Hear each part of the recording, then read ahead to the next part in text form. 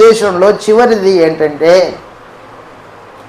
కానుకల ద్వారా సువార్తికుడు జీవనం చేయాలని దేవుడు నియమించాడు. సువార్తికుని యొక్క జీవనం కొరకు కానుకలు సమర్పించాలా అని చెప్పాడు దేవుడు. సువార్తికుడు జీవనం చేయాలి. ఎందుకంటే సువార్త పని మీదే ఉన్నాడు కాబట్టి సంఘము సువార్తికుడిని పోషించాలా. ఈ పోషణ దయచేసి గుర్తుపెట్టుకోండి. సువార్తికుడు ఆత్మ సంబంధమైన ఆహారాన్ని సంఘానికి పెడుతూ ఉన్నాడు, వడ్డిస్తున్నాడు.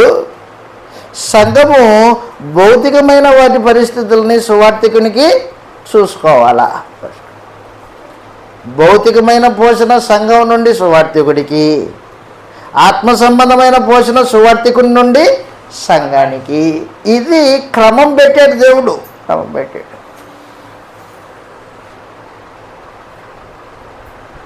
సువార్తికుడు సంఘం ద్వారా పోషింపబడాలి అనేది దేవుని యొక్క నియమం. అందుకోసం కానుకలు తెమ్మన్నాడు.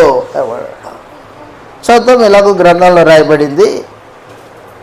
కొరింథీయులకు రాసిన మొదటి పత్రిక 9వ అధ్యాయం.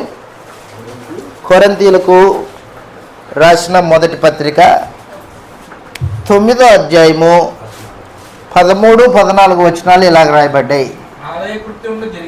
కొరింథీయులకు రాసిన మొదటి పత్రిక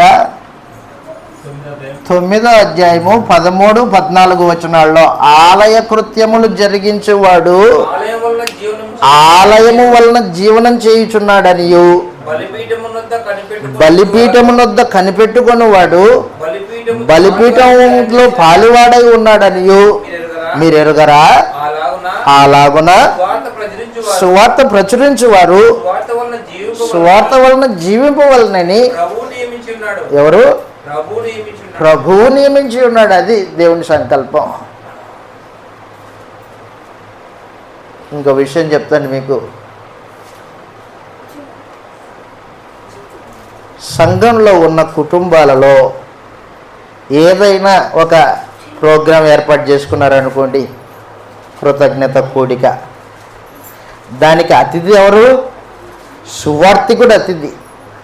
సువార్తికుడు అతిథి.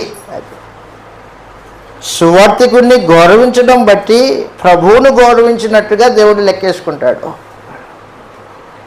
కానీ ఈ రోజున సువార్త చేసేవాడు, సువార్త పని చేసేవాడు మనుషుల దృష్టిలో